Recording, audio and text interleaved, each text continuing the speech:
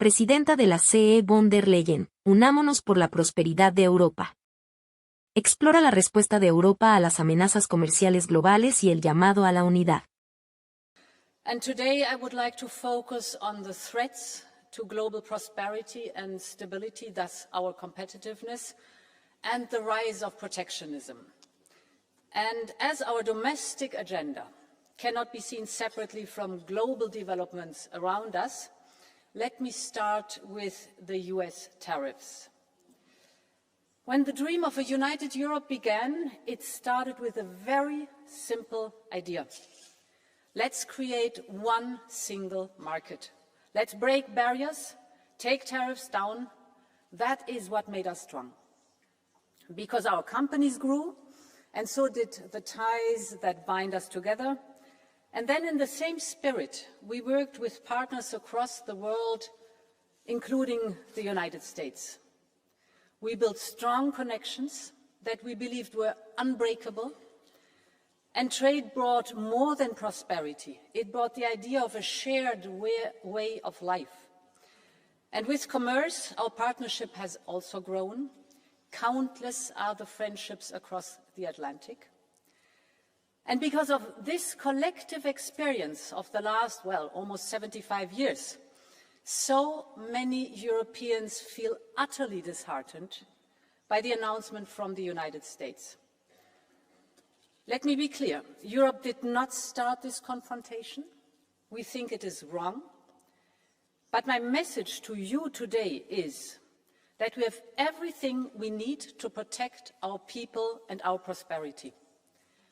We have the largest single market in the world. We have the strength to negotiate. We have the power to push back. And the people of Europe should know that together we will always promote and defend our interests and our values, and together we will always stand up for our Europe.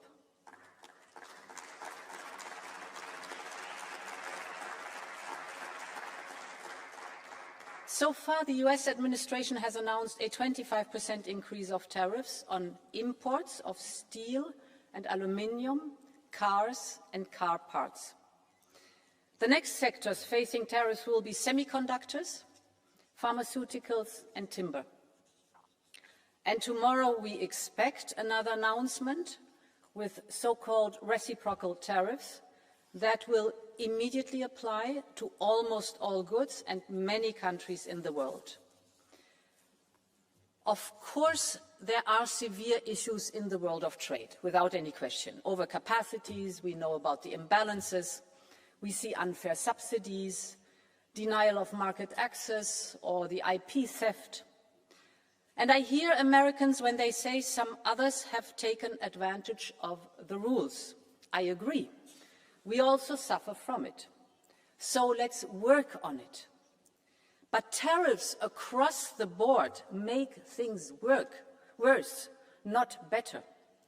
Tariffs are taxes that will be paid by the people.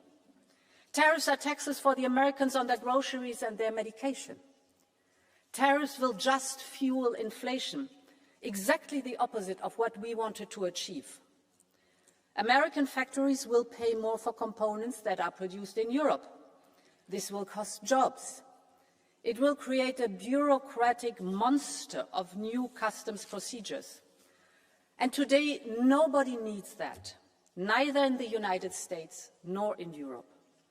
So, our strategy builds on three pillars.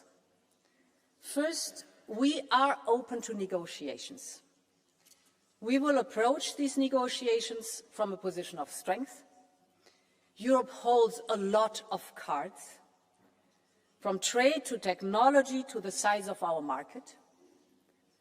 But this strength is also built on our readiness to take firm countermeasures if necessary. All instruments are on the table. Second, we will keep diversifying our trade with other partners. You mentioned it, Antonio. Our hallmark is not only that we are the biggest market in the world, but that we are reliable and predictable. We honor our commitments. And that is exactly what our partners are looking for today. And my third point, we will double down on our single market. The single market is the cornerstone of European integration and values. It's our powerful catalyst for growth, for prosperity, for solidarity. But we have to tear down remaining barriers to have a single market to go big, because scale matters, and a single market to go fast and to go far. Now to the first point. Our immediate response to tariffs is unity and determination. I have already been in contact with our heads of state and government on the next steps. We have this parliamentary debate now here today, and we will assess tomorrow the announcements very carefully to calibrate our response. Our objective is a negotiated solution. But of course, if need be, we will protect our interests, our people and our companies. And I want to be very clear on the aim of our response. We think that this confrontation is in no one's interest. The flow of goods and services between us, the United States and Europe, is nearly balanced. Of course, we are willing to work on the trade balance of goods as well as on the trade balance of services. This is the largest and most prosperous trade relation worldwide. We would all be better off if we could find a constructive solution. At the same time, it also has to be clear. Europe has not started this confrontation. We do not necessarily want to retaliate, but if it is necessary, we have a strong plan to retaliate, and we will use it. The second element of our strategy is diversification. Trade goes to where the business case is. We will open doors towards fast-growing markets across the world. Europe already has trade agreements in place with 76 countries, and we are now growing this network. We just concluded trade deals with Mercosur, Mexico, and Switzerland. We launched the first ever clean trade and investment partnership with South Africa. We aim to conclude a trade agreement with India by the end of this year. We are in intense negotiations with Indonesia and Thailand.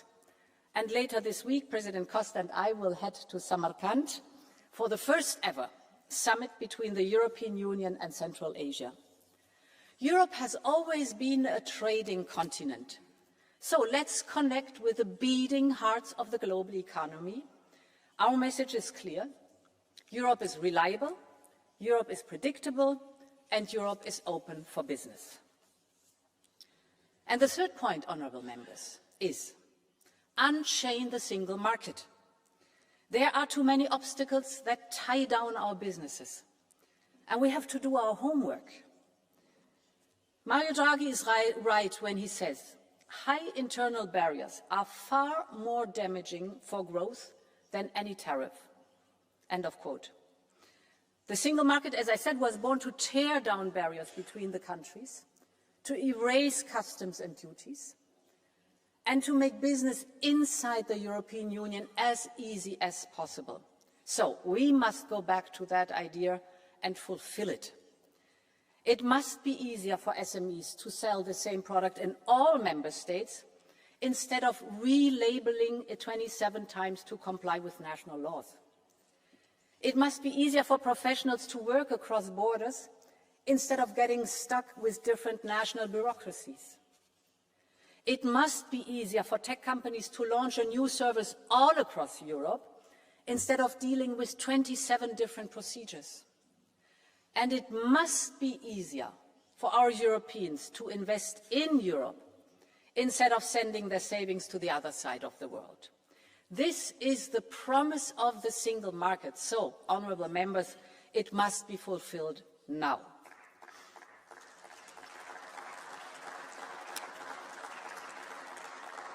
I know, honourable members, that the European Parliament has always worked hard to complete the single market.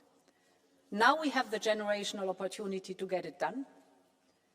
We have a strong consensus on the Draghi and Letta report among all of us. We have put ambitious proposals on the table, you know it, from the Savings and Investment Union to ensure that people get a better return on their money, but also that the companies find the finances they need in Europe, to our omnibus simplification packages or our union of skills, and more will come, including the 28th legal regime for innovative companies. According to the IMF, Europe's internal market barriers, are equivalent to a tariff of 45% for manufacturing and 100% for services. This simply cannot be. This must change now. This is why I have tasked EVP Séjourné to come up with concrete and bold proposals next month to remove most of these barriers and prevent new ones.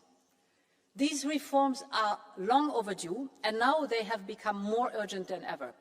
We all know, in a stormy global economy, the single market is our safe harbor. It's now 30 years since Jacques Delors laid its first stone, so it's time to finish the job. Thank you very much, and long live Europe. Thank you very much, President von